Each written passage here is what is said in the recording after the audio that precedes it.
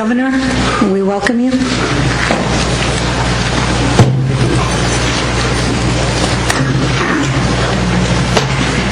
I'd like to welcome you to discuss your proposal. I want to thank you. I know everybody is anxious to hear what you have to say. Thank you. And you've heard from members of my administration already outlining the details. But I wanted to come personally just to set the tone here for something that I consider very, very important. Concern about pensions is reached a certain level of intensity, but it's not new. The last time I was governor, back in 1982, I put forth in the budget language a suggestion that there be certain consideration of reform, considerations of changing the pension, targeting, looking at 70% replacement of income, even a hybrid. So even then, I was concerned, and others were concerned, because obviously the ideas were in circulation then. But of course, after that, nobody did anything. And in fact, we did quite the opposite. In 1999, the legislature passed SB 400. And I want to just note that there was not one dissenting vote in the Senate before SB 400. And I remember I was mayor of Oakland at the time, and when I heard about this benefit that you could get retirement at 50, and you get 3% a year if you were a safety employee, I said, well, wow, how do you pay for that? And I was told it's free. It doesn't cost anything. PERS assures us that the system can fully incorporate it. And I was incredulous at the time, and I'm still incredulous. It costs money. Now, I did notice that PERS was very helpful in a number of their critical remarks that they made. Most of it's about how we design the pension reform. But I have a plan for 12 separate proposals. We will have legal language. And we think this is not, kind of like an opening bargaining. In my opinion, this is the minimum. This is what makes sense, consistent with the law, and even consistent with what I think the legislature can get to. It's not easy, because there is some reduction. Allocating less is not as much fun as allocating more. But if you look at our country, if you look at Europe, if you look at Greece and Italy and Spain and Portugal and Ireland and England itself, which is through a period of austerity, we've been living on a gravy train based on mortgage bubbles, speculation, funny money, the central banks creating a lot of purchasing power. And then it came crashing down. And now we've got to dig ourselves out. Well, we don't want to get any deeper in the hole. And we're going to have a budget proposal that's going to be difficult. A lot of items in the budget I present in January you're not going to like. So this is more castor oil, I'm afraid, in pension reform. But we're still a rich state. California has a GDP. Our annual wealth production is close to $2 trillion. So we can afford to make adjustments while maintaining our basic benefit structure. I like the idea of retirement security, defined benefit. We're all in it together with a collective payment and a collective retirement benefit. But we do make suggestions to make the system more solvent, more sustainable. As a matter of fact, when I read the PERS analysis, they say if you close the system of defined benefits and don't let any more people in, then the system would become shaky.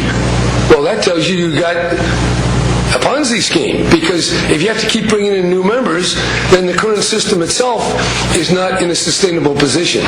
So I don't accept that, and we don't need to close it off anyway. But we do want to make sure that this system is sustainable over the long term.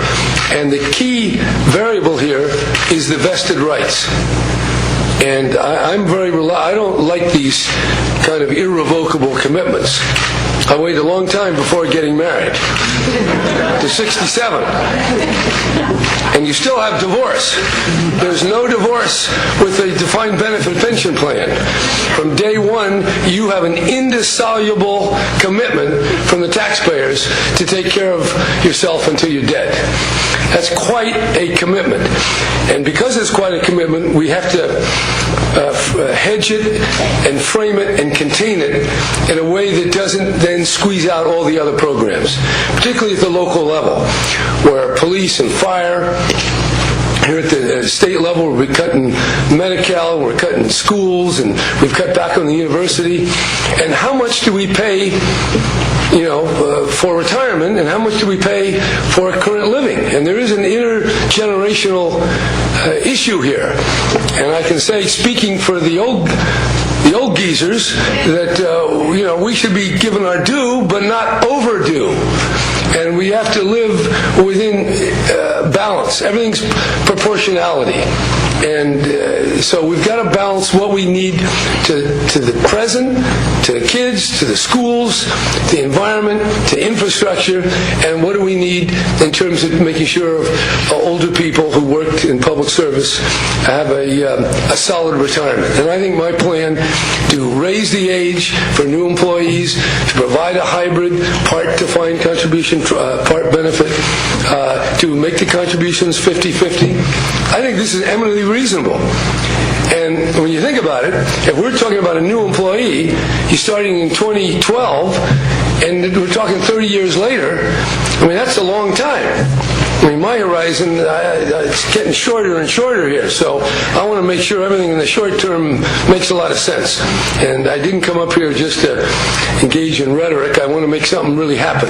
And we Democrats, along with the Republicans, have to serve the public interest here. And we have a lot of things coming up in November. We've got to win the confidence of the people to achieve some of the other things we want to achieve. And without pension reform, I don't think we'll have the credibility to ask the people to do other things that are very much needed and that you'll want. So very simply, I think this is not that easy because it's cut back, but that's just the name of the game. We do have to cut back. And I would hope that California could set the example.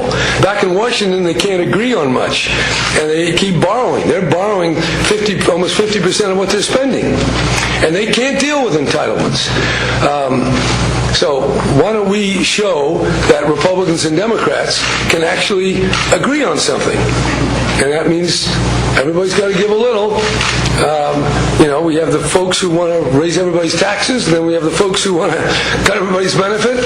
And why don't we meet in the happy middle ground where legislative compromise used to be when California and America worked better than it has in the last few years. But I'm optimistic. I think we don't have really too much choice here. We've got to fix the pension system, along with a lot of the other things we're doing. And I would have to say, of all the votes you're going to have to take in the next 6 months, this is not going to be the hardest. I'm going to put some good castor oil before you in terms of budget cuts that are going to be more difficult. So might as well get this one done so we can get down to business and dealing with all the other things we have to do to recover from what we didn't create. And that is the mortgage breakdown, the speculation, and all the abuse of financial transactions that happen to our state and to our country. I'd be glad to answer any questions. Thank you. Questions? Ms. Walters? First of all, Governor, I applaud you on bringing forward your 12-point plan. I think it's a very good first step in addressing this pension crisis we're facing. One of my concerns is, and this has been talked about earlier, is the fact that we're not addressing our unfunded pension liability. That is obviously a major problem that we have. And I just want your thoughts on why your plan doesn't address it. Well, I'm trying to write a plan that I think has real possibility to get enacted. And there are certain legal constraints in terms of what you can actually do to the pension system. There are some constraints. Those constraints, in the form of vested rights, will be tested by local government. And whatever we do this year, it's not over. But I think I've laid out a pathway that it makes sense, and I don't think we should lurch, in one direction all at once. I think this is a carefully thought through 12-point plan to exercise our capacity for self-discipline. So once we kind of get the feel for making some of the constituents a little less comfortable, then maybe we can do more in the future. But I would just say this is a good first step, at least for my Democratic colleagues. I think it's even more than they think they're going to do. But the reason I came here is I want to say this is real. I'm not kidding here. We have to get this done, and certainly we'll invite other suggestions, and you'll probably make some. But we'll be around. This is not my last year here, so we're going to be able to deal with this issue over the next however many years I have to And work a follow-up to that, Governor, as you mentioned in your opening remarks, that this at the very minimum is a plan that we need to implement in order to take care of this crisis we're facing with our pension system. Is this a plan that you would, if these bills come hit your desk, will you sign these into law? Is this the very minimum that you will sign into law, or will you take legislation that isn't as strong as what you're proposing? Well, I came here to tell you this is a good program, and I'd like to see it. Now, the legislature in their wisdom has to evaluate all the different arguments and claims. So I always want to be respectful in how I comment on what I will do and what I will not do, because I will learn, as you will learn, from the dialectic and the discourse and the debate, which will be vigorous and hopefully extensive. And I also think that when we're dealing with a 40-year matter, you don't have to deal with it in 40 minutes or 40 days or even 40 months. We have time here. And there's some people who say the rate of return, should be like a treasury at 4% or 4.5%. I think David Crane says 5%. And some people think it's 7.75. Well, where is that? I think we have a little time to work on it, realizing that each day we're off, we're digging our hole a little deeper. But I think we have to act carefully, and maybe the term is deliberate speed.